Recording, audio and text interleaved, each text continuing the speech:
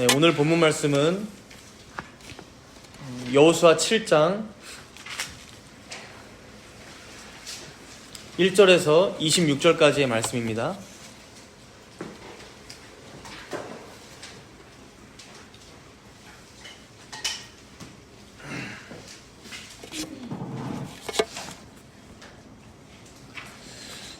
본문은 7장 전체인데 제가 봉독은 1절부터 12절까지 읽도록 하겠습니다. 여호수아 7장 1절에서 12절까지입니다. 이스라엘 자손들이 온전히 바친 물건으로 말미암아 범죄하였으니 이는 유다 지파 세라의 증손 삽디의 손자 갈미의 아들 아간이 온전히 바친 물건을 가졌음이라. 여호와께서 이스라엘 자손들에게 진노하시니라. 여호수아가 여리고에서 사람을 베델 동쪽 베다원 곁에 있는 아이로 보내며 그들에게 말하여 이르되 올라가서 그 땅을 정탐하라 하매 그 사람들이 올라가서 아이를 정탐하고 여호수아에게로 돌아와 그에게 이르되 백성을 다 올라가게 하지 말고 2-3천 명만 올라가서 아이를 치게 하소서. 그들은 소수이니 모든 백성을 그리로 보내어 수고롭게 하지 마소서 하므로 백성 중 3천 명쯤 그리로 올라갔다가 아이 사람 앞에서 도망하니 아이 사람이 그들을 36명쯤 쳐 죽이고 성문 앞에서부터 스바림까지 쫓아 내려가는 비탈에서 쳤으므로 백성의 마음이 녹아 물같이 된지라. 여호수아가 옷을 찢고 이스라엘 장로들과 함께 여호와의 궤 앞에서 땅에 엎드려 머리에 티끌을 뒤집어 쓰고 저물도록 있다가 이르되 슬프도소이다 주 여호와여 어찌하여 이 백성을 인도하여 요단을 건너게 하시고 우리를 아모리 사람의 손에 넘겨 멸망시키려 하셨나이까. 우리가 요단 저쪽을 만족하게 여겨 거주하였다면 좋을 뻔하였나이다. 주여 이스라엘이 그의 원수들 앞에서 돌아섰으니 내가 무슨 말을 하오리이까. 가나안 사람과 이 땅의 모든 사람들이 듣고 우리를 둘러싸고 우리 이름을 세상에서 끊으리니 주의 크신 이름을 위하여 어떻게 하시려 하나이까 하니 여호와께서 여호수아에게 이르시되 일어나라. 어찌하여 이렇게 엎드렸느냐. 이스라엘이 범죄하여 내가 그들에게 명령한 나의 언약을 어겼으며 또한 그들이 온전히 바친 물건을 가져가고 도둑질하며 속이고 그것을 그들의 물건들 가운데에 두었느니라. 그러므로 이스라엘 자손들이 그들의 원수 앞에 능히 맞서지 못하고 그 앞에서 돌아섰나니 이는 그들도 온전히 바친 것이 됨이라. 그 온전히 바친 물건을 너희 중에서 멸하지 아니하면 내가 다시는 너희와 함께 있지 아니하리라. 아멘.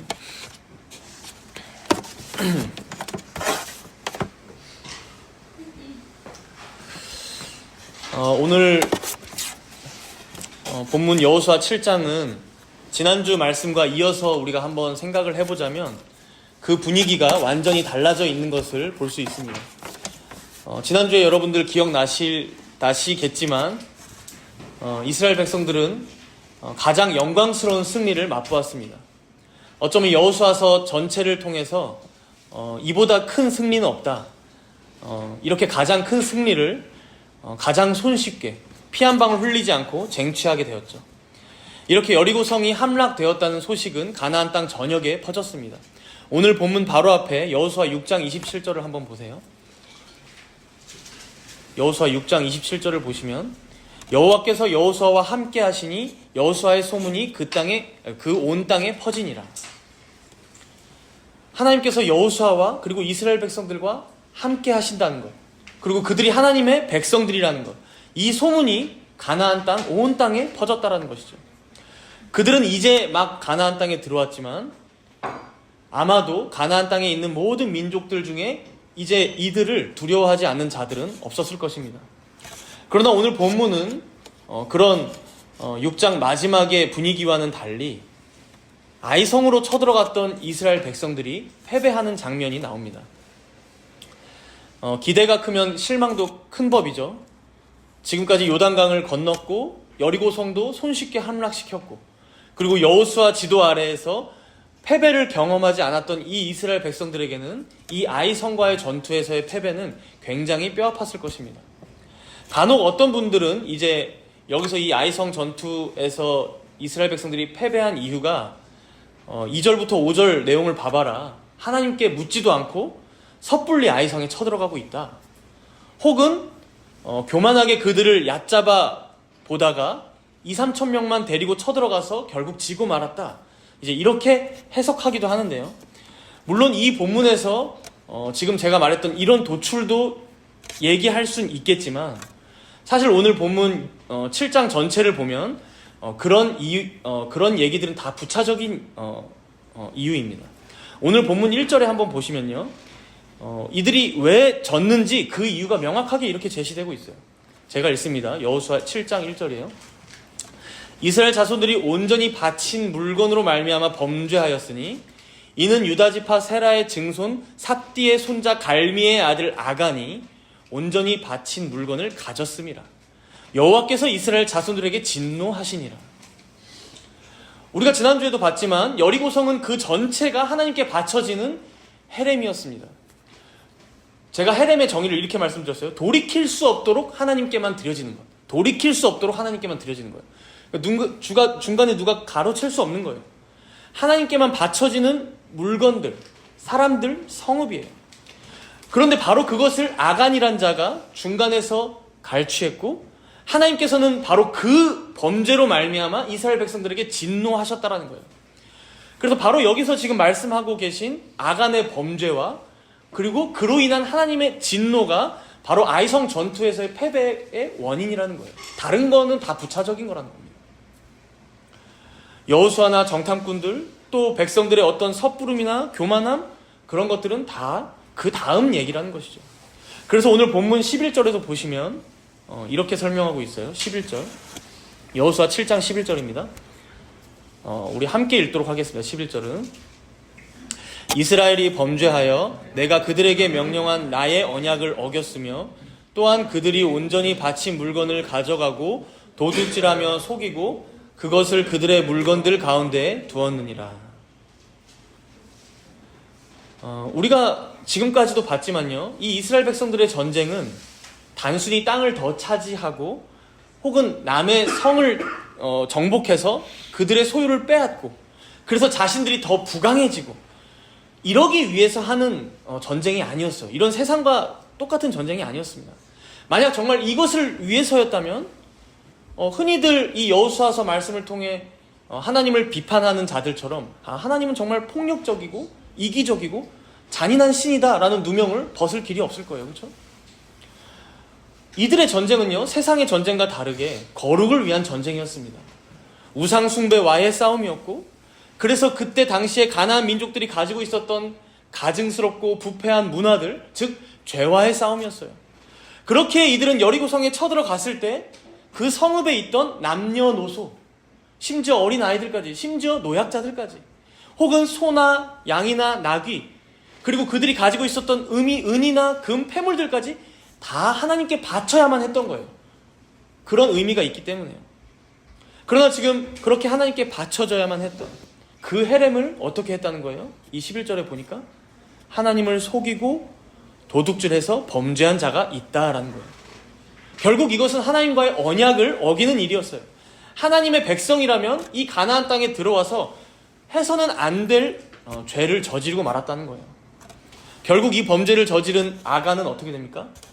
여러분들 이 아간의 스토리를 대략 아실 것 같은데, 아간이 먼저 뽑히게 되죠. 어떻게 뽑혀요? 아간이 그랬다라고 말씀하시지 않고 12지파를 다 모아놓고 제비를 뽑아요. 그 중에 유다 지파가 나오는 거야. 그리고 그 중에 또 어떤 가문인가 봤더니 삽디의 가문이 나와요. 그리고 그 삽디의 가문 중에서 누구네 집안인가 봤더니 갈미의 아들, 결국 아간까지, 이렇게 제비가 점점점 좁혀오는 거죠. 그러다가 이제 그 뽑힌 결과가 오늘 본문 24절에 나옵니다. 뒤로 가서 24절을 잠깐 보시면요, 7장 24절이에요. 이렇게 심판받게 됩니다. 24절에 여호수아가 이스라엘 모든 사람과 더불어 세라의 아들 아간을 잡고, 세라의 자손이란 소리예요. 그렇죠? 그 은과 그 외투와 그 금덩이와 그 아들들과 그의 딸들과 그의 소들과 그의 나귀들과 그의 양들과 그의 장막과 그에게 속한 모든 것을 이끌고 아골 골짜기로 가서, 25절은 여러분 함께 읽도록 하겠습니다. 25절 그 다음 함께 읽습니다. 여호수아가 이르되 내가 어찌하여 우리를 괴롭게 하였느냐, 여호와께서 오늘 너를 괴롭게 하시리라 하니 온 이스라엘이 그를 돌로 치고 물건들도 돌로 치고 불사르고. 지금 24절과 25절에 보면 아간만 죽은 게 아니라 아간이 도둑질했던 은과 금, 외투, 거기에 더해서 그의 아들들, 그의 딸들, 그가 가지고 있었던 소들, 나귀들, 양들, 심지어 아간에게 속한 모든 것들을 다 아골 골짜기에 몰아넣고 온 이스라엘이 함께 돌로 치고 다 불살랐다라고 얘기합니다. 여러분은 이 내용을 보면서 어떤 감정을 느끼십니까? 솔직히 좀 너무하다 싶지 않으십니까? 여리고성 주민들을 이런 식으로 심판하셨다라고 했을 때에도 우리는 뭔가 불편했던 마음을 가지고 있었어요. 아무리 그들이 죄를 범했다고는 하지만 여리고성 사람들을 그렇게 하는 것도 그런데 지금 그래도 하나님의 백성이었던 이 아간을, 그렇죠? 그리고 어쩌면 전혀 관련 없었을지도 모르는 그의 가족들까지, 그의 자녀들까지, 그의 모든 소유물들까지도 다 돌로 치고 불살랐다. 너무 가혹한 처사가 아닌가 싶은 것이죠. 더해서 여러분, 아간 개인적으로는 이제 이 가문이 이런 심판을 받았다면, 이제 우리가 앞에서도 봤지만 본문 5절에 보시면 이제 아이와의 전투에서 패배할 때 36명쯤 이스라엘 백성들이 죽게 됩니다. 또 그렇게 쫓겨온 자들을 보자 이스라엘 백성들의 마음이 다 녹아져서 물같이 되었다라고 지금 묘사하고 있어요. 그러니까 아간과 그의 가족들, 그리고 그의 소유들에게 내려진 참혹한 심판, 그리고 이 이스라엘 백성들에게 지금 내려지고 있는 이 형벌들, 우리가 이것을 보면서 꼭 기억할 게 있다는 거예요. 여러분, 심판이 얼마나 심각한지를 보면 죄가 얼마나 심각한지를 알 수 있습니다. 그러니까 심판의 심각성은요, 죄의 심각성을 나타내는 지표입니다. 하나님의 심판이 지금 아간과 그의 가문에, 그리고 이스라엘 백성들에게 얼마나 무섭게 주어지고 있느냐를 우리가 보면 이들이 지었던 그 죄가 얼마나 큰 죄였는지, 심각한 죄였는지 우리는 가늠할 수 있다는 거예요. 우리가 이제 이 본문을 읽을 때 쉽게 생각할 수 있는 것이, 아간이 훔친 게 뭡니까 여러분? 외투 한 벌, 패딩 한 벌이에요. 좀 비쌌을지는 모르겠지만 금 조금, 은 조금이에요. 그러니까 좀 돈이 좀 됐겠죠. 근데 사실 이게 그렇게 무거운 게 아니거든요. 혼자 훔칠 수 있는 정도의 양입니다. 그러니까 그거 조금 훔쳐놓은 게 감옥 잠깐 갔다가 풀려나면 될 정도의 도둑질 정도라고 볼 수 있는데, 지금 아간과 그의 가족들에게 내려진 심판을 보십시오. 여러분, 이 심판을 보니까 이 죄에 대해서 여러분, 우리의 느낌으로 이 죄를 가늠하지 마시고 이 죄로 인해서 주어지고 있는 심판을 보라는 거예요. 이 죄는요, 결코 작지 않았다라는 거예요. 결코 작지 않았다. 그리고 그런 아간을 통해 이스라엘 백성들 전체가 괴로워했고, 또 아이와의 전쟁에서 사상자가 36명이 났고 결국 패배한 것을 보십시오. 이 죄는 절대 가벼운 죄가 아니었다는 거예요. 우리는 오늘 본문 말씀을 통해 꼭 기억해야 합니다. 우리는 가끔 우리가 저지르는 죄들을 너무 가볍게 여깁니다. 너무 가볍게. 에이, 한 번 짓는 죄 어쩔 수 없지. 우리 다 죄인으로 살아가잖아? 다 그렇게 살아가는 거 아니야? 그렇죠. 우리가 예수님도 아니고 맞는 얘기예요. 우리가 죄를 안 짓고 살아갈 수는 없어요. 그러나 여러분, 우리가 아직 죄인이라고 해서 죄를 마음대로 짓고 살아가도 된다는 의미는 아니에요. 잘 기억하세요. 죄를 마음대로 짓고 살아갈 수 있다는 의미는 아니라는 거예요. 예수님께서는 마태복음 5장에 이런 말씀을 하십니다. 만일 네 오른 눈이 너로 실족하게 하거든 빼어내버리라. 만일 네 오른손이 너로 실족하게 하거든 찍어내버리라. 눈이 죄를 지으려거든, 혹은 오른손이 죄를 지으려거든 차라리 눈을 빼고 오른손을 잘라버리는 게 낫다라고 말씀하고 계세요. 여러분, 예수님이 거짓말 하시는 거 아니죠? 그러면 그 이유가 뭐겠습니까? 네 몸 중에 하나가 없어지더라도 온 몸이 지옥에 던져지지 않는 것이 더 유익할 거라고 얘기하세요. 눈은 하나 없어도 됩니다. 팔은 하나 없어도 되지만 지옥에 던져지는 것보다 낫다라는 거죠.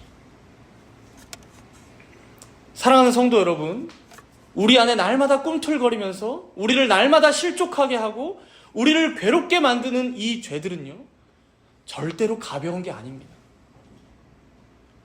거룩하신 하나님 앞에서, 그 공의로우신 하나님 앞에서 티끌만한 죄라도 영원히 심판받아야만 하는 죄임을 여러분 꼭 기억하시기 바랍니다. 에덴 동산을 생각해 보세요. 나무 열매 하나 따먹은 게 뭐 큰 대수입니까? 우리는 가끔 그 장면을 생각하면 지금도 잘 이해가 안 가요. 나무 열매 하나 딱 따먹으니까 하나님께서 나타나셔서 너 영원히 지옥, 이렇게 얘기하신 거 아니에요? 그죠?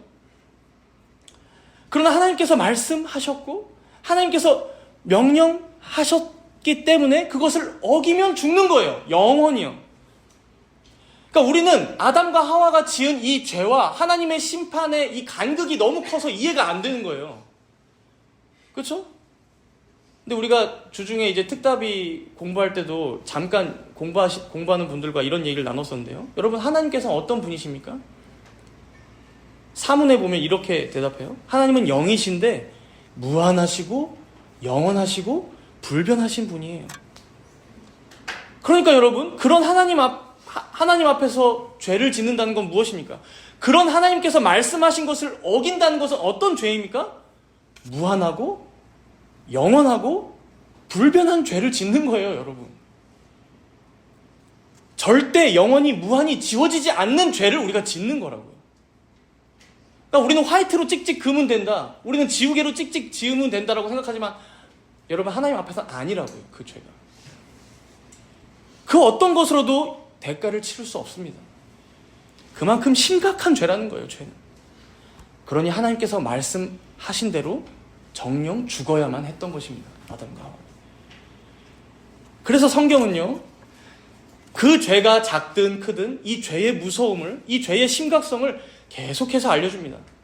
여러분, 모세가 시내산에 올라가서 40일 동안 하나님의 계명을 받다가 내려왔을 때 이스라엘 백성들이 금송아지를 만들어 놓고 그 앞에 제사를 지내고 있었어요.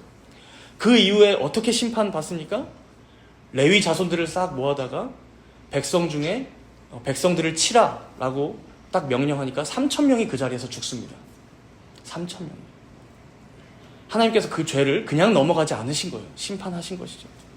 한 번은 이스라엘 백성들이 광야 생활 중에요, 하나님께 악한 말로 원망을 했다는 장면이 나와요. 무슨 말인지는 잘 나오지 않아요. 근데 뭐 워낙 많으니까, 그렇죠? 민수기 11장 1절에 보면 이렇게 나옵니다. 여호와께서 그 악한 말로 원망한 걸 들으시고 진노하사 여호와의 불을 그들 중에 붙여서 진영 끝을 사르게 하셨다라고요.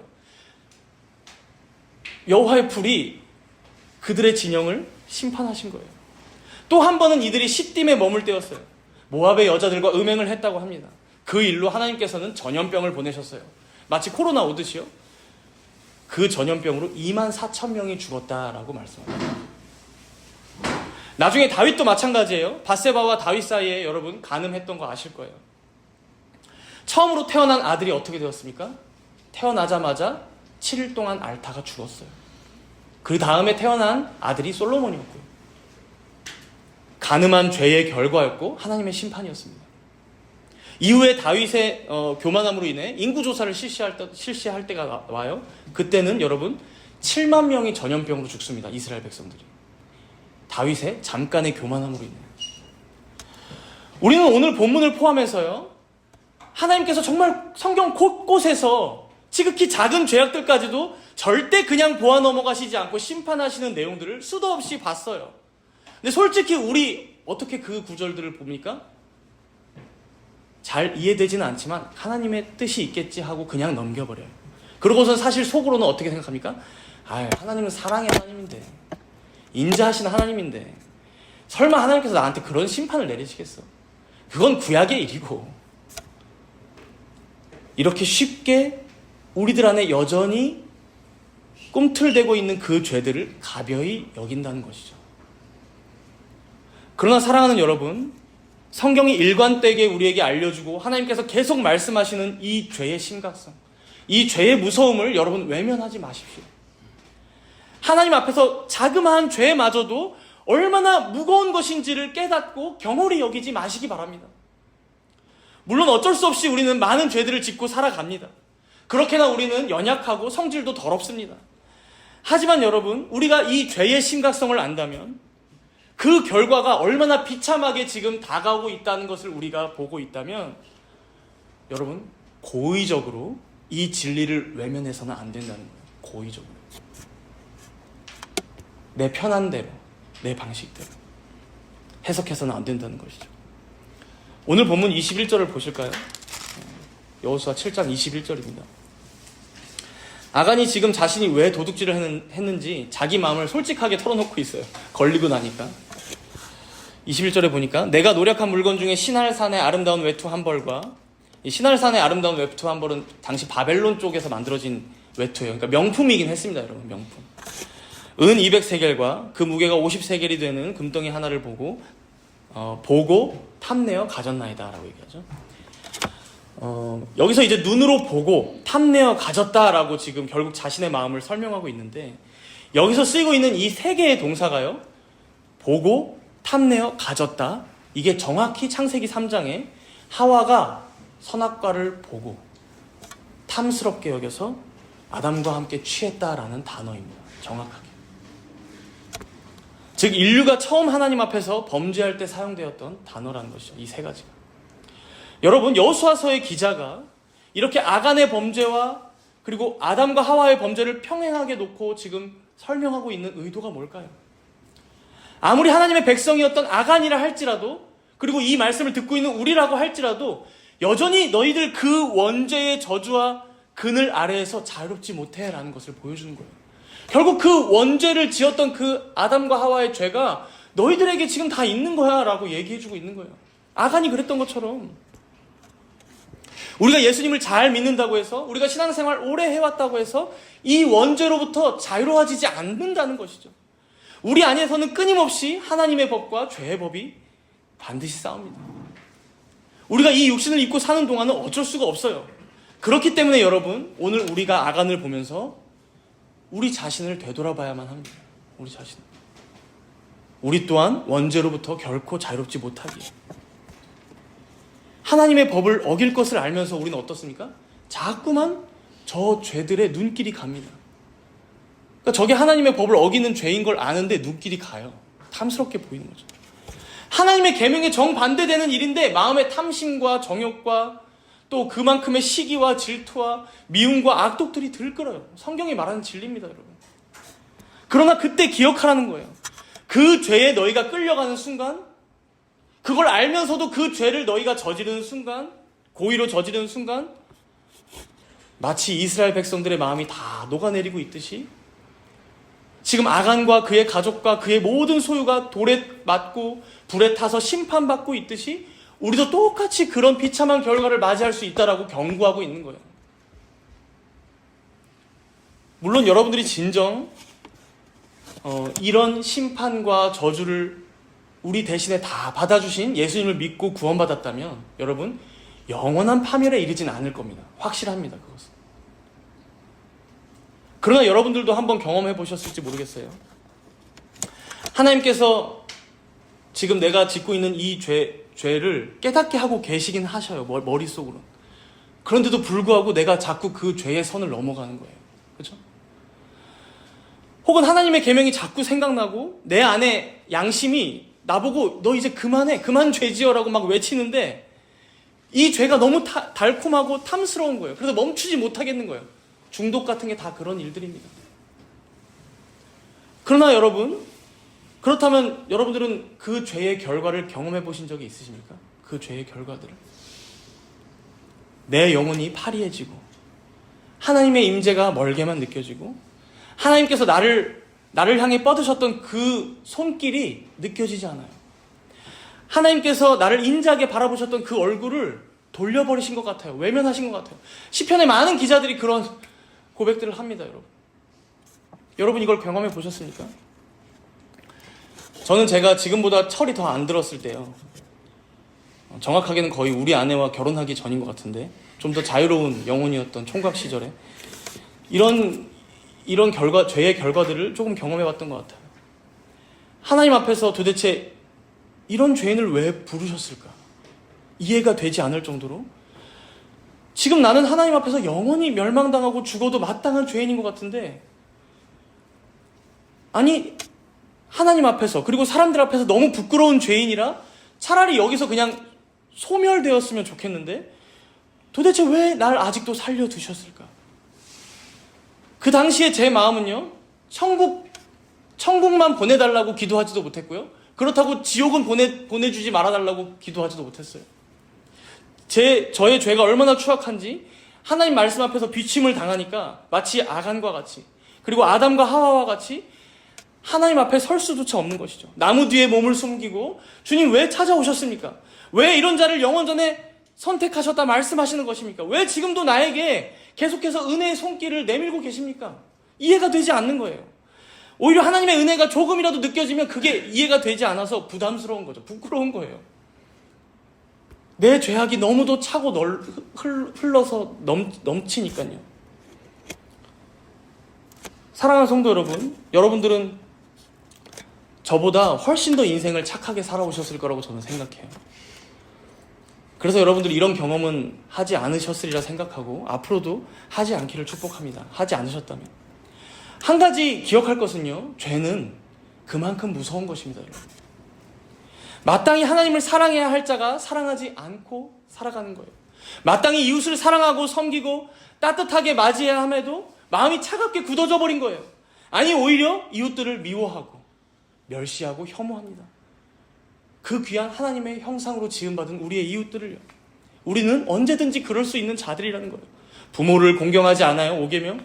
나와 남의 생명을 귀히 여기지 않아요. 생각이나 행동으로 간음을 저지릅니다.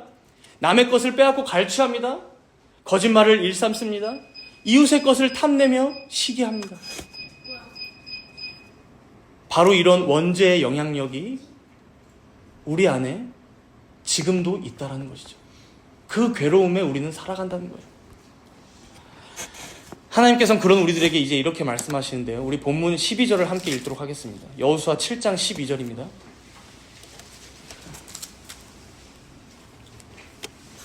(7장 12절) 함께 읽습니다. 그러므로 이스라엘 자손들이 그들의 원수 앞에 능히 맞서지 못하고 그 앞에서 돌아섰나니 이는 그들도 온전히 바친 것이 됨이라. 그 온전히 바친 물건을 너희 중에서 멸하지 아니하면 내가 다시는 너희와 함께 있지 아니하리라. 너희 안에 있는 죄들을 멸하라는 거예요. 그렇지 않으면 내가 다시는 너희와 함께 있지 않겠다라는 거예요. 여러분, 오늘 본문 말씀 이 1절부터 26절을 보면요, 맨 앞이었던 1절에서 하나님께서 진노하셨다라고 서술하고요, 맨 마지막 26절에서는 그 하나님의 진노가 그쳤다라고 말씀합니다. 심판하고 나신 다음에. 그리고 그 진노가 그치는 조건이 무엇이냐, 딱 중간에 이 12절에서 뭐라고 제시하고 있는 거예요? 온전히 바친 물건을 너희 중에서 멸하라. 그 죄가 있다면 그 죄악을 없이 해라. 회개해라. 너희들 거룩해라 라고 말씀하시는 거죠. 우리는 가끔 이 거룩함에 대해 너무 무감각합니다.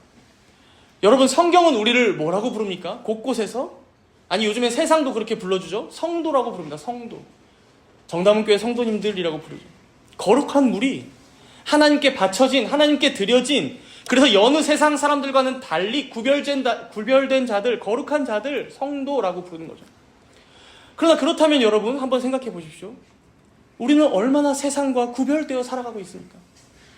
얼마나 내 주변의 불신자들과 다릅니까? 그들이 정말로 여러분들을 볼 때, 아, 저 사람은 성도다. 우리보다 더 거룩하다. 아, 저 사람은 하나님의 백성이지. 저 사람은 교회에 출석하지. 정말로 그렇게 여러분들을 평가합니까? 술 몇 잔 함께 마시고, 서로 연예인 얘기한다거나, 스포츠 얘기하고, 이런 유치한 기준으로 여러분 얘기하자는 게 아니에요. 정말 그들의 깊은 내면에 여러분들을 구별된 자들로 보느냐? 아, 이들은 우리와는 정말 다른 것을 위해 인생을 살아가는구나. 그래서 날마다 자신 안에 있는 죄와 싸우는 자들이구나. 그렇게 하나님의 계명을, 그 거룩한 계명을 따르는 자들로 살아가는구나 라고 평가하냐는 거예요. 오늘 본문 12절 마지막에 보시면요, 우리가 거룩함을 잃어버릴 때 하나님께서는 뭐라고 말씀하십니까? 내가 다시는 너희와 함께 있지 아니하리라. 우리는 이 말씀을 읽으면서도요, 잘 안 믿어요. 에이, 무슨 하나님께서 우리가 예수님 믿으면 항상 함께 하시고, 항상 인도하시고, 항상 보호하시고 하시지. 그렇죠? 솔직히 그렇게 생각하죠? 그럼 여러분 물어보겠습니다. 여러분은 요즘 한국교회에서 만약에 어떤 문제를 일으키는 교회들의 모습을 바라보면서, 혹은 어떤 목회자가, 어떤 직분자가 성추행을 행하고 돈을 횡령하고 그런 분들의 모습 속에서 여러분, 그래도 저 교회는, 저 목사님은 예수님 믿으니까 지금도 하나님이 함께 하시지. 정말 그렇게 여러분 옹호해 주실 의향이 있으십니까? 사랑하는 성도 여러분, 우리 하나님을 너무 얕보지 마시기 바랍니다. 우리 하나님은요, 거룩하신 하나님이십니다. 공의로우신 하나님이십니다. 진실하신 분이시며 위엄 있으시고 영광이 가득하신 분입니다. 그 하나님 앞에서 성경의 어떤 인물도 얼굴을 제대로 들고 마주하지 못했습니다. 아담과 하와가 타락하기 전에 그랬을지 모르지만요, 죄인들은요, 아니 구원받고 의인이 된 지금의 우리들조차도 만약에 지금 이 자리에 하나님께서 자신의 영광을 다 드러내시고 자신의 임재의 권능을 보이신다면 여기 있는 우리 모두는 한 명도 살아남을 수 없을 겁니다. 우리는 저 뜨거운 태양이 조금만 가까이 와도 어떻게 됩니까? 다 타 죽을 자들이에요. 지금 아주 정확한 거리 아닙니까? 그런데 어떻게 하나님의 그 영광을 우리가 감당하겠다라고 지금 교만하겠습니까, 여러분? 우리는 하나님의 거룩하심을 너무 얕봅니다. 하나님의 백성이고 교회고 성도라고 하면서 거룩하면 관심이 없어요. 많은 교회들이 그렇게 여러분 권징을 잃어버렸습니다. 권징을. 누가 간음을 했대? 쉬쉬 숨깁니다. 왜? 교회에 흉이 된다고. 덮고 넘어갑니다. 은혜로 넘어가는 것이지. 사랑으로 받아주는 것이지. 누가 누굴 미워합니다. 왕따를 시킵니다. 세상에서 탈세를 합니다. 부동산을 여러 채 사서 돈놀이를 합니다. 성도들이, 직분자들이, 장로들이. 그렇게 이익을 불려서 뭘 합니까? 헌금을 많이 내니까. 이렇게 부자된 교회들 여러분들 없겠습니까? 그러나 사랑하는 여러분, 교회가 어떤 곳입니까? 교회가 하나님의 거룩함을 전하는 곳이에요. 하나님이 얼마나 거룩하신 분인지 전하고 그 앞에 죄인들이 울며 회개하고 돌이킴으로 예수님을 믿고 구원받는 자리가 바로 교회입니다. 그러나 지금은 어떻게 되었습니까? 자신의 탐욕을 위해 교회를 이용해 먹고 자신의 정욕을 발산하는 곳으로 사용하고 자신의 미움과 질투와 시기와 악독을 풀어내는 장이 되어버리고 말았어요. 교회의 이러한 거룩성과 순수성을 보존시키기 위해서 우리 예수님께서는 천국 열쇠를 자신의 제자들에게 맡기셨습니다. 그렇죠? 그리고 지금까지 교회의 직분자들, 특별히 장로들의 모임, 장로들의 회에 그것을 맡기셨어요. 그래서 장로회, 노회가 교회 단위인 거예요. 그렇게 우리는 장로교회 교인으로 교회를 다니고 있지 않습니까? 그런데 이런 제도도 있고, 그래서 서약도 하면 뭐합니까? 시행이 안 됩니다. 시행이.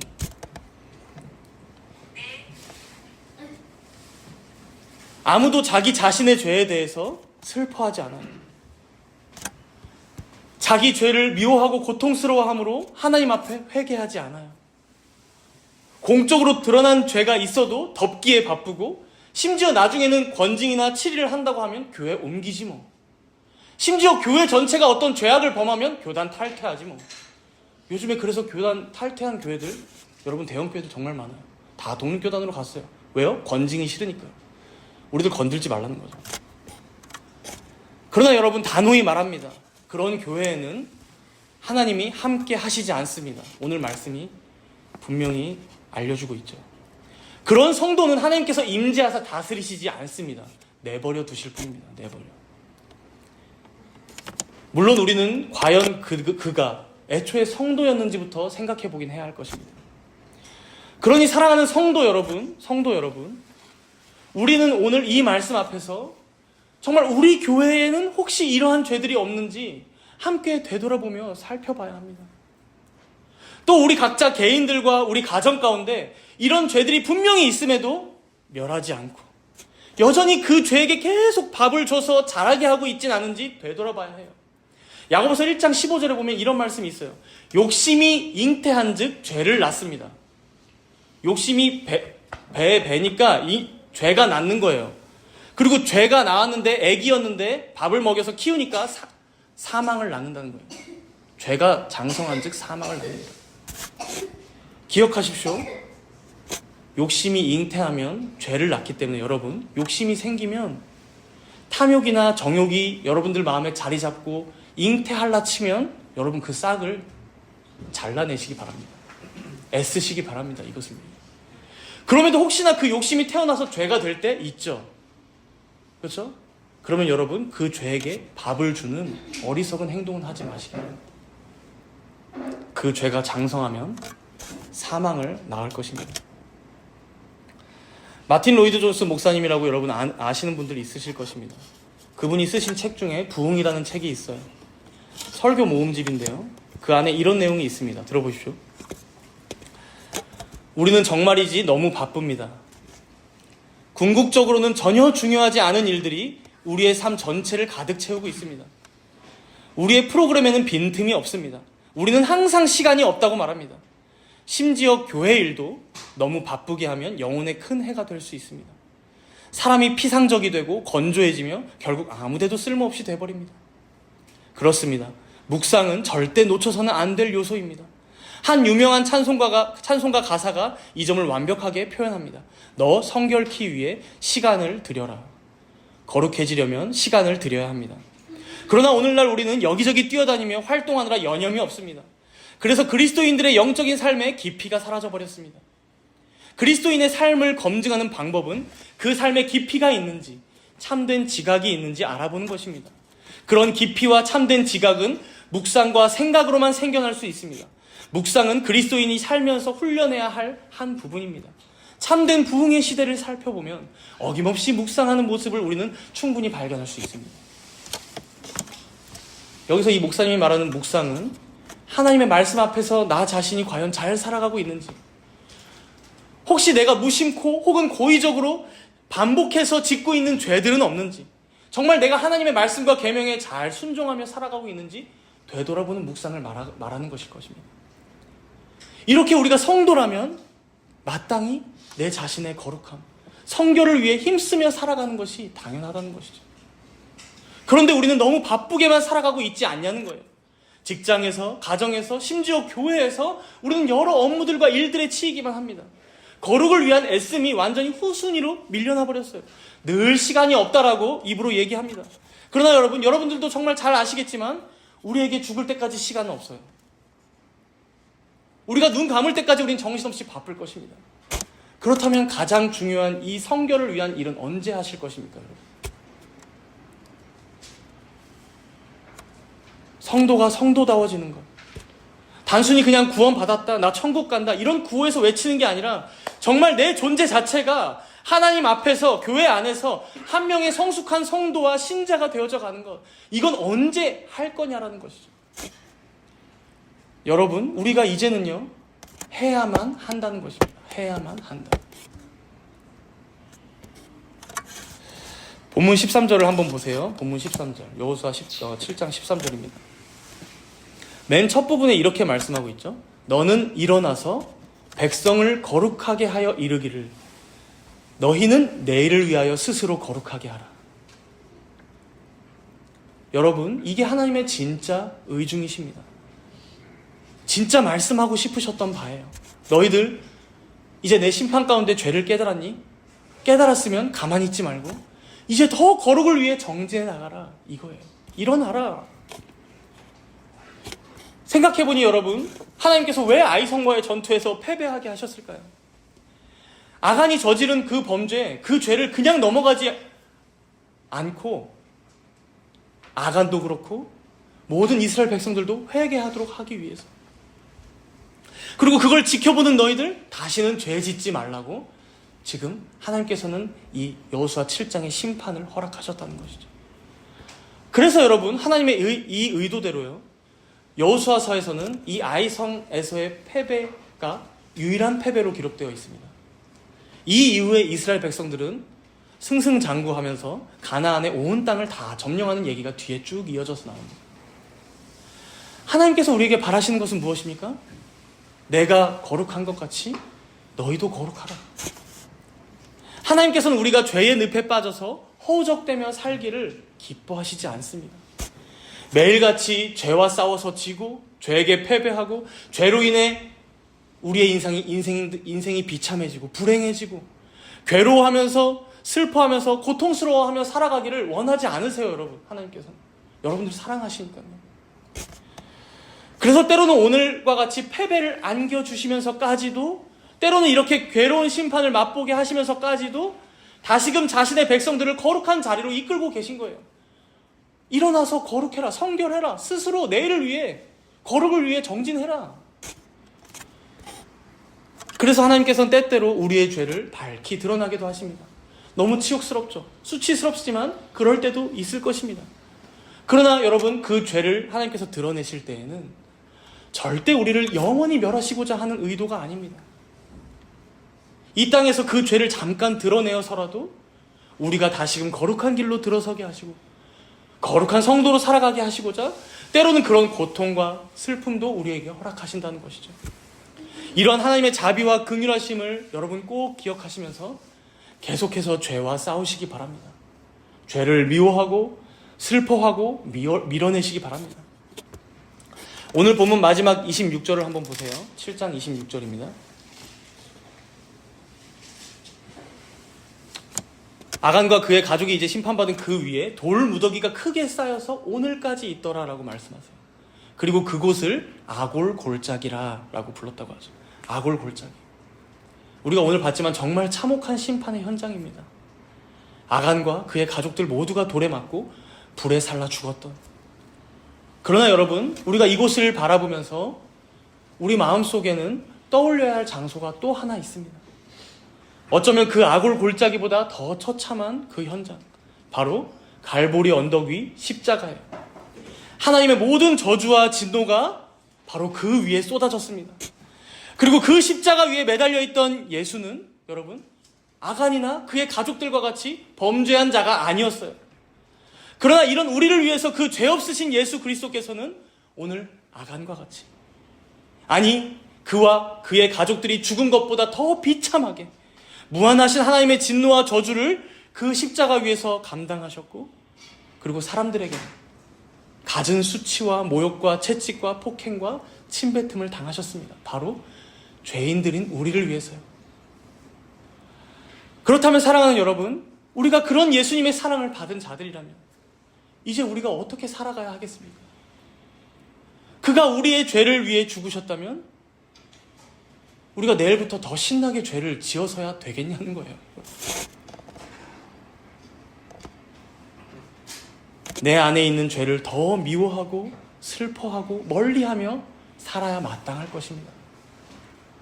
그가 우리를 위해 죽으신 그 의미를 우리가 배우고 아는 자들이라면 날마다 그 예수를 더 닮아가고 따라가며 살아가기를 몸부림치며 애써야 할 것입니다.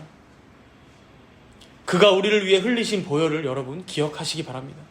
그가 우리를 위해 평생을 순종하신 그 귀한 헌신을 잊지 마시기 바랍니다. 다가오는 한 주간도 이 예수를 마음속 깊이 기억하고 기리며 하루하루 성결을 위해, 거룩을 위해 죄와 싸우며 살아가는 참된 성도님들 되시길 소망하며 축복합니다. 우리 함께 기도하도록 하겠습니다.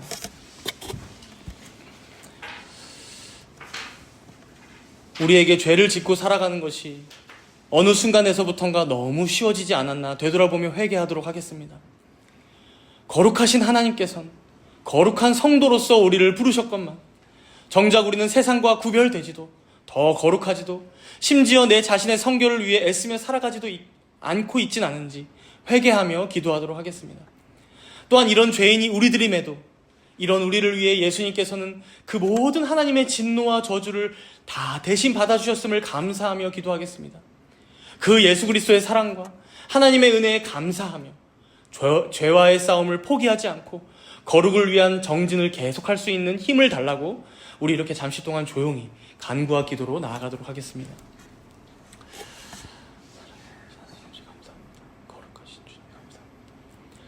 주님 앞에 설 때, 하나님의 말씀 앞에 설 때, 하나님의 말씀과 함께 앞에 설 때, 우리는 얼마나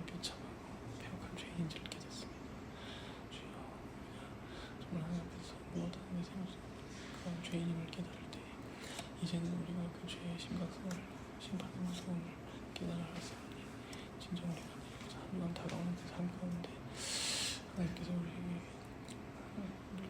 위하여 저를 인도하도록 하시는 그 거룩한 길에서 성실한 살되게 해주시옵소서. 우리 안에 있는 그 작은 만족까지도 미워하고 슬퍼 우리 열심히 살되게 해주십시오. 그리하였을 때 진정 거룩하신 하나님과의 동행 나하고 누리며 앞을 누리며 살아서 살되게 해주옵소서. 다 할 수 없기 때문에 우리의 존보자이신 예수 그리스도께 나아갈 수 없도록 인도하시며 그래서 참으로 그분을 또 살아서 살되게